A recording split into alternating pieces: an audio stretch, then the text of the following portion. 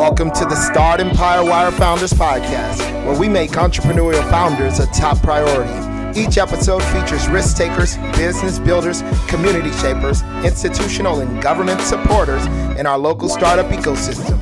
Tune in weekly to hear all about what's happening with the movers and the shakers of Southern California's Inland Empire and beyond. Okay, ladies and gentlemen, welcome back to the Founders Podcast. Today, I am here with Tony Perez. He is the founder of several companies. I wanted him to talk a little bit about the company that he was with before. He founded CleanBrowsing, which is what he's going to talk about today. And then we'll lead into what he's doing with CleanBrowsing. So thank you, Tony, for coming on the Founders Podcast. Tell us a little bit about, number one, who are you? And, some of your previous business experience with security, and then now CleanBrowsing. Yeah, thank you so much for having me. I'm excited to talk to you and your audience about what we've been up to and kind of what we've been building out here in the IE. So my name is Tony, as you mentioned. You can find me online at PerezBox. And so I am currently working, I'm one of the founders at CleanBrowsing, cleanbrowsing.org.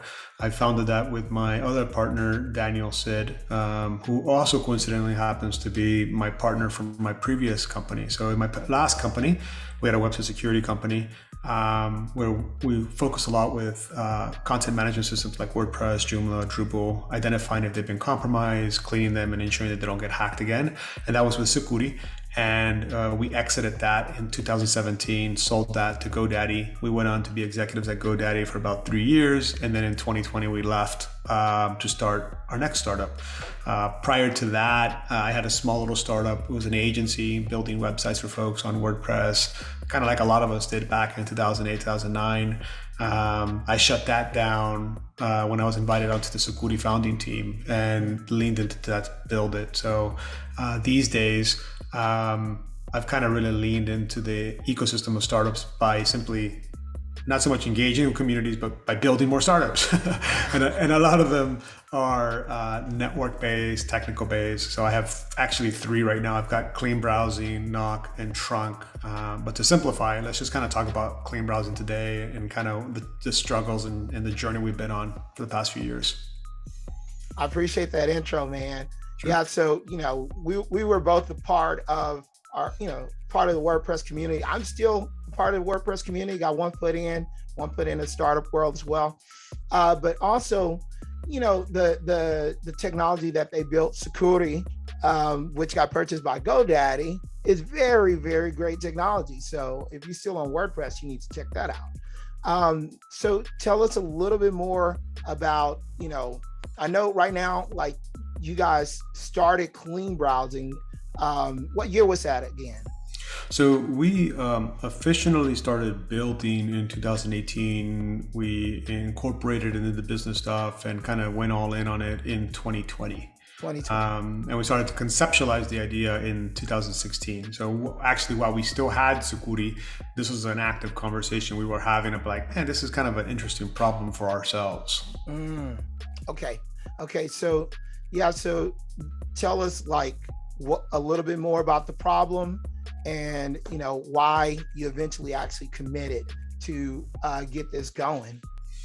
Yeah, so the problem that CleanBrowsing tries to solve is it was designed around a problem we were having. At the time, Daniel and I, we each have 3 kids. They were in the younger ages, pre-teens, right? I would think like between 4 years old and 10 years old. And as technologists, we're always online. And so they're always online. And we, like many parents, we gave them devices probably too early, et cetera. And what we found is that they were always like 2 clicks away from landing on something that we would call questionable, whether that's Pornhub.com or XXX Video or Bang Bus or whatever, right? It was this content that, like, as parents, we were just kind of like, wow, that just seems unnecessary. At 4 years old, right? And it wasn't just like them surfing, it was ads that would pop up or ads in YouTube or ads in search or, people playing the system and ads in games. And so we were kind of looking at that and just kind of, we like to build and tinker. And so we're like, hey, how do we do this where we can create a safe browsing experience at home but still get to our work where we don't have to like sit over their shoulders. Like the whole idea is like, how can I give it to them, let them run around and still feel comfortable that they're doing what I want, right? Or that they're experiencing the web the way I want. Essentially creating these guardrails that we could put them in. And so we started to explore alternative options like OpenDNS, et cetera. And anyways, what we found was that a lot of the existing options were very designed for enterprises, but not very designed for like technical parents like ourselves. And so as we started to kind of think through like what the technology needed to be to solve this problem, we started to realize that there was a lot of similarities with what we were building at Sucuri with large scale networks with CDN, WAFs, how we were handling requests, how we were distributing, et cetera. And so that was around 2016. And so we started to build this concept of clean browsing just for our own home network so that we can configure it at the router, and any device that connects to it gets filtered according to whatever I find to be acceptable, or like whatever my acceptable use policy was. And so that was the problem. Like, hey, how do we create a safe experience for young kids?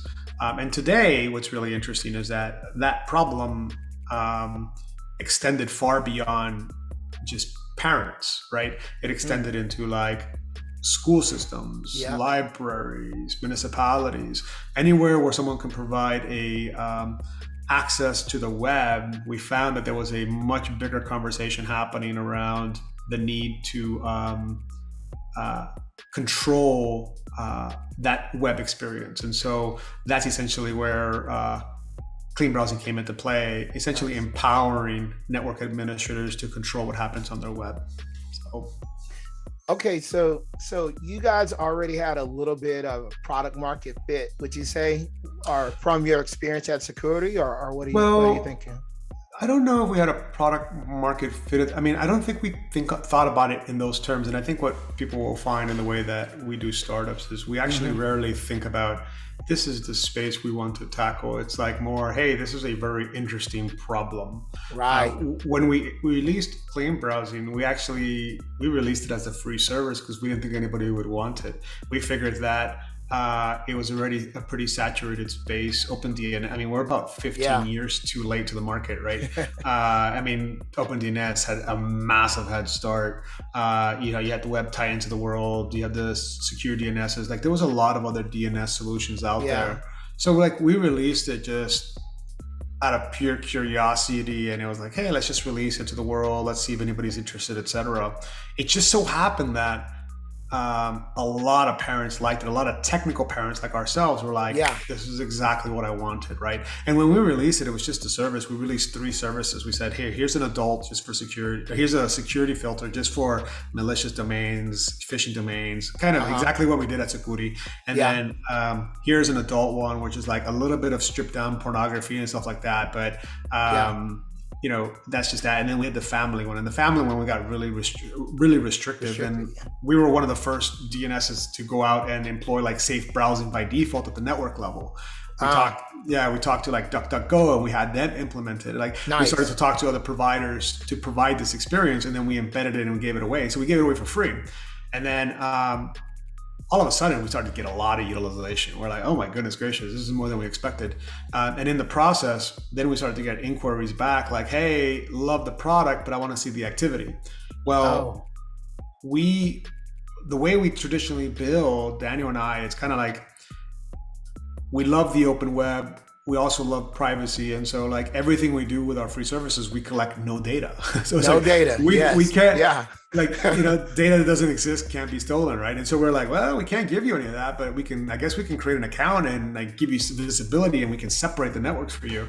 And then people were like, yes, that's what we want. And so it's like, I used to give this presentation about like accidental entrepreneur. Like, how did you guys get there? I was like, I don't know. I never thought about it in terms of like, I'm going to be an entrepreneur or a startup guy. I just kept chasing whatever the problem was. Like, we would get all these inquiries like, hey, you need to build all these features. And like, okay, cool. We'll add it to the roadmap, right? Next thing you know, now we have plans and like people signing up for different things. And then we're like, oh, okay, cool. And then next thing you know, from parents started to push it to their schools saying, hey, I use this at home. I want to make sure that my kids have this in your schools. Oh, and by the way, the schools have a requirement with some federal regulations and different like jurisdictions that they have to conform to. I didn't know any of that. Like, we didn't know any of that. We're like, oh, okay. And so they started to come to us and like, hey, you have to be compliant with X, Y, and Z. We're like, okay, cool. Or hey, we're using use to solve these problems. We're like, okay, that's awesome. And so that's kind of what our journey has been. And we're just kind of very flexible that way. Like, we don't spend a lot of energy thinking about all the things we should be doing or covering. We kind of just let our customers dictate our path and tell us the things that they need. And so we started originally with a desire and a focus to help parents.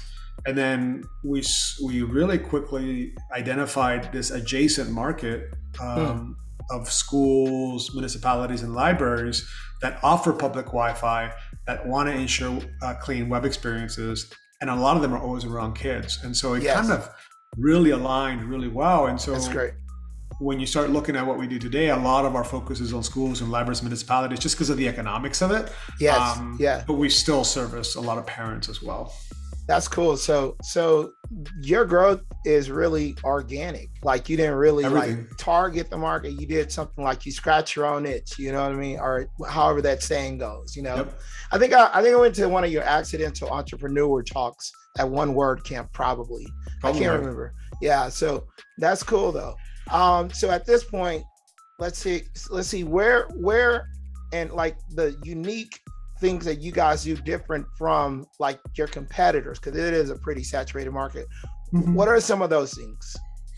So I think the way I always describe it is it really comes down to two things. One is our hyper focus on our specific use case of children, right? So regardless if you're a municipality or you're a library or you're a parent, we're always looking to focus on that, that underserved user base of children, and how do we ensure that we are as aggressive as we possibly can in identifying things that affect kids, whether that's child sexuality and abuse material, whether that's predatory material, whether that's pornography or other similar obscene content.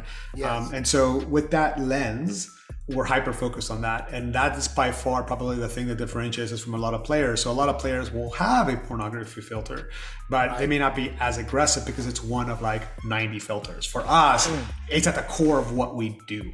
And so we actually solve another completely different market that we didn't even think about, which was online porn addiction, which is a massive, massive market. So I would say that. The other thing we do too is, one is we offer a free service that not a lot of folks offer anymore. Even OpenDNS tucks that away. Quad9 is the next one, but they're like a nonprofit types organization. And then we also do a little bit something. We do a little bit different. We take a little bit of a different approach with our categorization. So we used the open source concept and way of thinking around crowdsourcing and having multiple sources of input to create something for our categorization. So if you go to categorify.org, categorify.org allows anybody to scan a domain.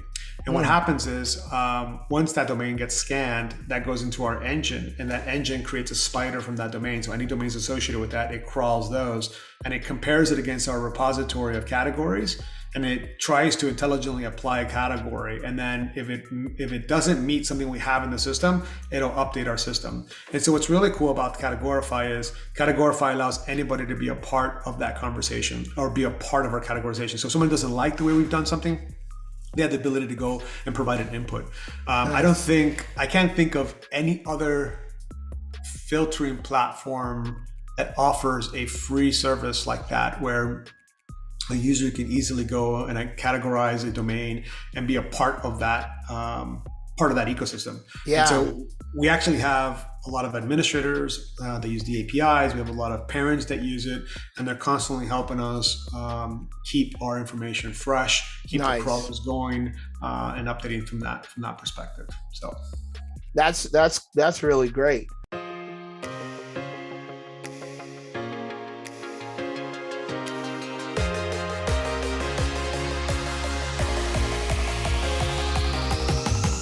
The Inland Empire startup ecosystem industry is tremendously fragmented. A few top-tier hubs, San Francisco, Los Angeles, and San Diego, are well covered by media, events, and data platforms. Finding reliable information relevant to startups or the tech industry in the Inland Empire is extremely difficult. As a result, startups can't scale fast enough. Investors are having a hard time finding the right deals, and corporates can't find the right companies to partner with for their innovation activities. Startempire Wire, the leading Inland Empire startup publication, is providing the Inland Empire startup ecosystem with the most accurate, engaging business and financial data, events, and news. Our reach of entrepreneurs, C-level executives, angels, VC investors, startup employees, key management at innovative corporates, and big tech is the solution for your B2B or B2C needs. As we build out our platform, we're looking for partners. This is your opportunity to get in on the ground level. If you're looking to align yourself with the local and growing startup and tech ecosystem of the Inland Empire, we have created the platform to get your name noticed and the opportunity for you to grow the recognition of your brand. Contact us today for availability and pricing options. We look forward to our partnership with you.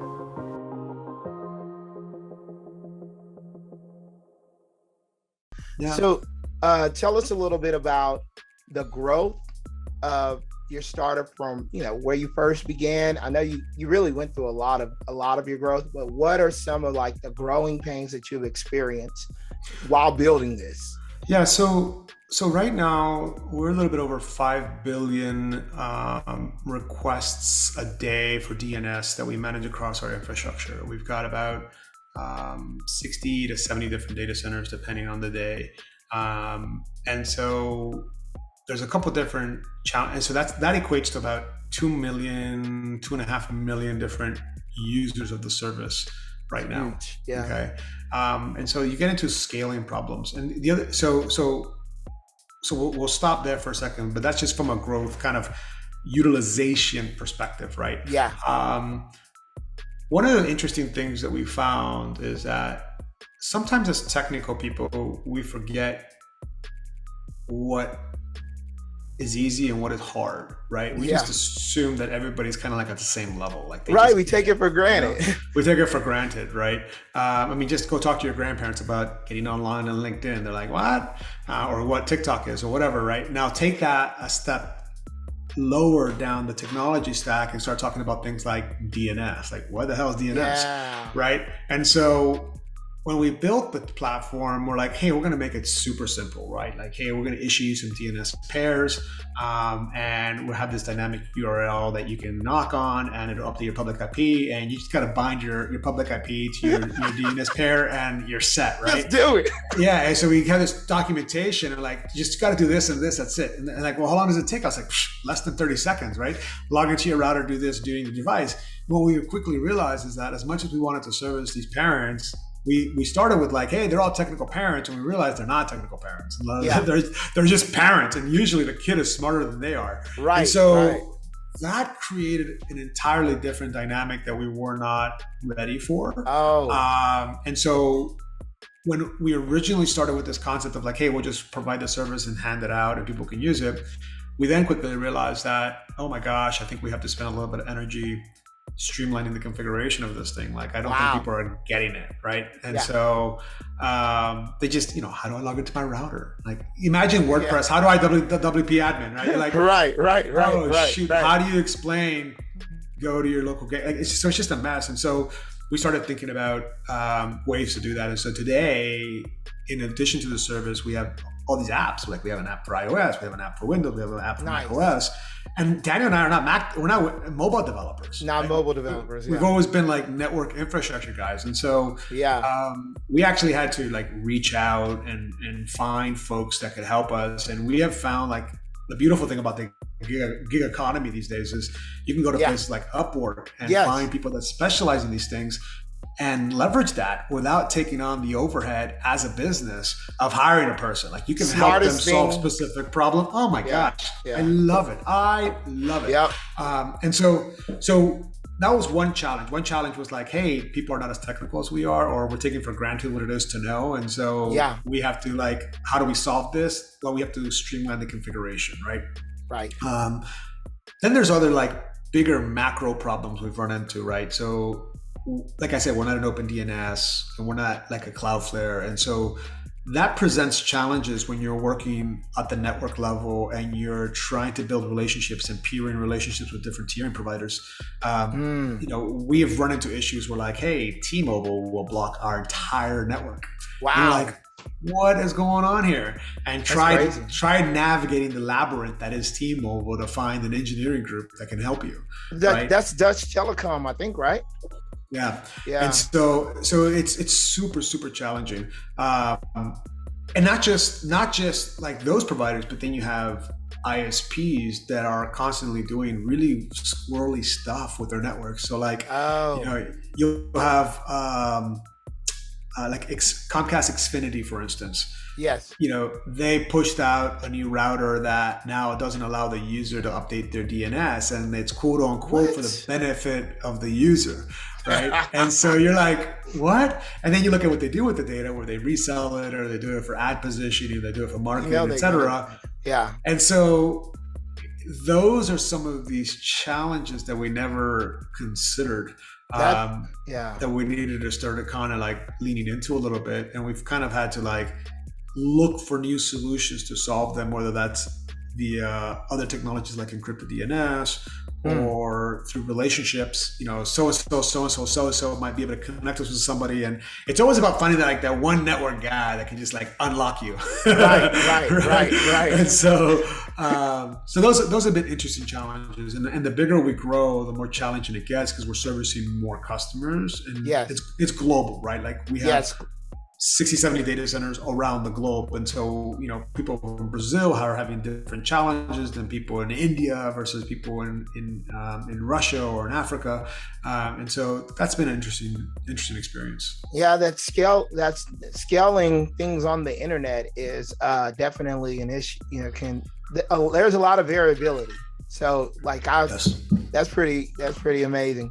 So you've reached out to and you've contracted some Upworkers, and you've gotten some people to build some custom apps, simplified some things for people.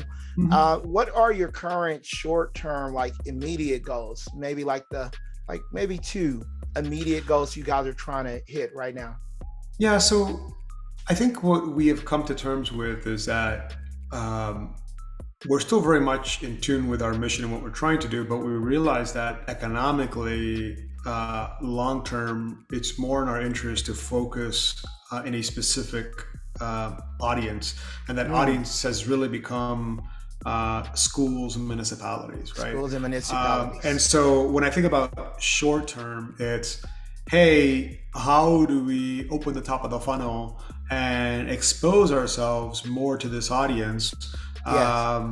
Where we do it with our own word of mouth organic approach. And so strategically, it's been about, hey, what's the kind of content that these users need? And then B, where do these users live, right? So that's kind of where we're at and kind of where our head's at, and especially as we go into the new fiscal year for schools. And so, I would say that's kind of where our focus is at. It's just kind of, we have the tech stack, we have the network, we have the tools and the features that they need. And it's just a matter of like adding fuel to that fire to expose it to that base. Right? Okay. So you guys are a global company. You started here. You grew up in Temecula, right? So I actually grew up in Miami, Florida, but you grew up in Miami. I lived there in Temecula for about 20 years. So I got out of the Marine Corps, was there. My partner's still there in Temecula. Daniel. And then, Yeah. And so have you guys reached out to any, are you working with any local in the region schools yet? Yeah, so it's interesting. We're always working with people that we don't even know we're working with, right? Nice. And one of the reasons we don't know is because we don't collect any of that information. And it kind of goes with our ethos and how we approach the world around privacy. But in any event, I share that because there have been a couple of schools in San Diego and in Northern California and even in the IE that are currently using CleanBrowsing that we didn't even know were using us. That's cool. We just kind of stumbled on it. We're like, oh, wow, that's kind of cool. That's freaking awesome. So what would you say are your 3 year, where do you see yourself in 3 years, 5 years, and 10 years? So those are three big goals. Yeah, I don't know. I mean, we don't really think about the world in that structure. I never have, right? Okay. But I think that as I think about the future, I think in 3 years I would like to see a deeper penetration in the school ecosystem, and the school ecosystem is a little bit more finite than say all parents in the world, right? Like, Right. there's only X number of schools in the US and California and Texas. Like, there's only a finite, and so it's easier to say, hey, I want to penetrate 5% of that base. And Okay. so when I think about 3 years in the future, I would like to see us with a deeper penetration into the school ecosystem, where more schools, districts are leveraging us to solve their SIPO requirements. And I wouldn't mind seeing us at, 15 billion requests a day to 20 billion requests a day. I mean, Cloudflare Yes. just passed $1 trillion with their network. And so I think that would be very achievable in the next 3 years. If we can get 15 to 20 billion requests, that'll put us about 4 to 4.5 million users. That'd be pretty neat. Yeah. And then the third piece would be, so one is the penetration of schools. The third is kind of the utilization of our platform, increasing the utilization. Like, that number just means more people are using it. That means that it's just having that much bigger of an impact. Yeah. And the third thing is more, I want to see a more streamlined experience for our customers. I think that even with as much as we've improved kind of the configuration, there's still a lot of thought that has to go into it. Yes. And so I want to stream, like, one-click experiences, right? Where we've identified and we've tackled some of the major hurdles in Android, major hurdles on iOS, macOS, Windows. And we've streamlined the experiences where a user can just simply set and forget, and then it's just running. Like, there's an experience thing that we have to get that much better at, and I hope within the next 3 years we achieve that. So That's cool. So 5 years. I don't know. I think that when you think about 5-10 years, I hope that Open DNS is having nightmares about us, right? Like, Yeah. I hope that somebody in their executive team is waking up and saying, where did these guys come from? Although we've been Right. around for so many years, like, how did we let these guys catch up? And so that'd be an awesome win for us. Yeah. OpenDS is the 800-pound gorilla. Yeah. And then you say 10 years, about the same, or what? No, I think 10 years, it's kind of difficult to say. I think that 10 years, I would envision a more complete platform. So Okay. I think today CleanBrowsing is more of a service, right? So we provide content filtering via a service. But in many instances, as you start kind of branching out and going into different, like, adjacent markets and going more into this mid-size, small size, at some point we're going to start, like, hitting the edge of enterprise. I think it's inevitable. I mean, Yeah. everyone kind of goes through this journey. But I think to solve the enterprise problem, I think our mission will kind of have to just naturally evolve a bit. And in the process, I think that evolution is going to bring about the need for a more complete platform. So I don't think it'll be simply about content filtering via the DNS level, but maybe a more holistic filtering platform that is, like, encompassing of mobile devices and desktops and, like, antivirus. Like, it's just Right. filtering has the ability to touch a lot of different pieces. And so to solve the enterprise, we either get tucked into an existing company that solves a bigger problem, or we become that bigger solution set. I just don't know what that is yet. And that's why I don't like to think that far out, because it's just so, like, pie in the sky. But if I was a betting man in 10 years, it would be, CleanBrowsing 2.0, which would be a more complete solution set, right? Okay. And it'd be more of a platform than a service, if I was a betting man. Okay, cool. So I didn't mention this question, but we kind of need to circle back to Sure. pick it up. What are some of the current needs of your startup at this moment? What are you guys, where are you at, and what are some of your current needs? I think that our current needs for clean browsing specifically would be more on the mobile side, right? Mm-hmm. From a technical standpoint, which is, hey, iOS and Android are just two fundamentally different platforms. And in Android alone, you've got like 200 different iterations of that instance itself, which really complicates things when you're building. And so that subject matter expertise on how to build, to be agnostic to all these versions could be extremely helpful. And then,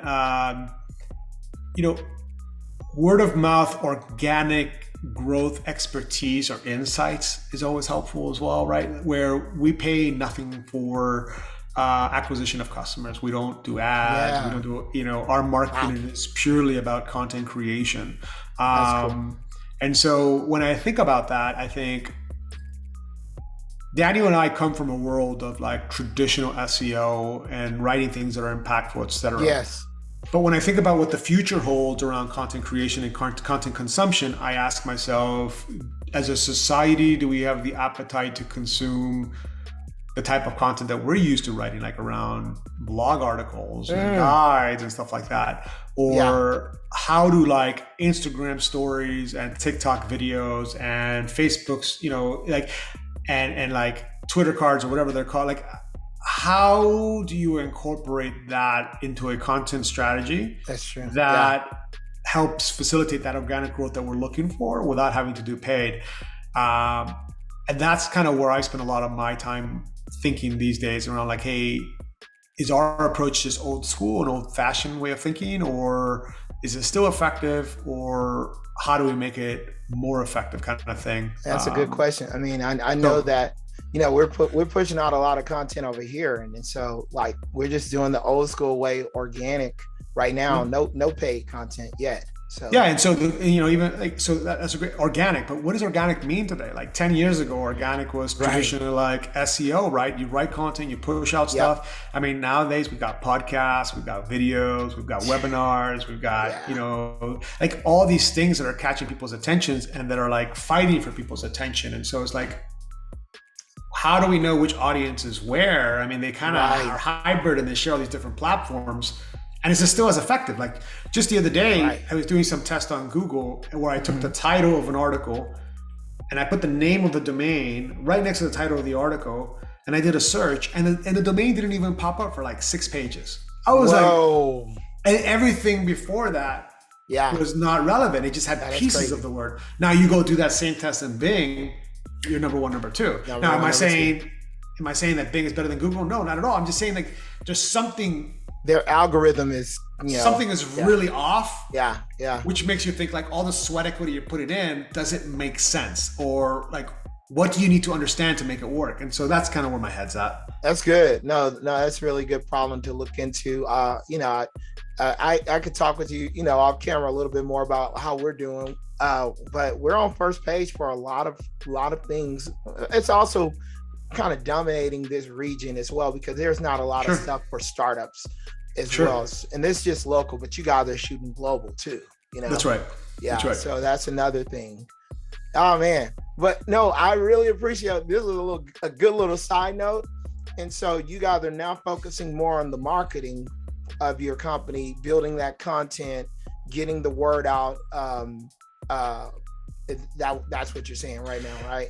Yeah, I think it's a combination. I think we have a product focus and like a business marketing focus, right? Okay. On the product, we have to streamline the consumption of the service where the person doesn't have to think about it.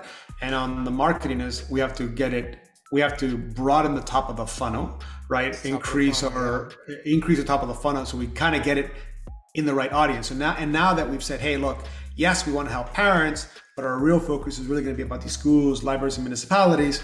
How do we need to shift our thinking to target that audience, and then where do they reside on the web, and how do we get in front of them with the content that they need, right? And so that's kind of where our head's at. Cool. So if anyone watching this actually is specializing in that, you can contact Tony Perez. But Tony, tell us where you are going to be. Where can you be found on the web? So all social medias, websites, anything like that, just let us know where they can find you in case they want to reach out to you with relating to anything we talked about. Sure. So Perezbox, Perezbox, right? You can find me on Twitter, Instagram, Facebook. My website's perezbox.com. And then, the company you can find me at is CleanBrowsing. But just looking up at perezbox.com and you have all my information there. Reach out to me. Let's chat. I'd love to get to know what you're doing, and then maybe there's ways you can help us out. Awesome. Thank you for coming on, Tony. Sure. Ladies and gentlemen, thank you for tuning in to another episode of the Founders Podcast. We publish these every Tuesday and Thursday. Stay tuned in to our channel, and we will talk to you later.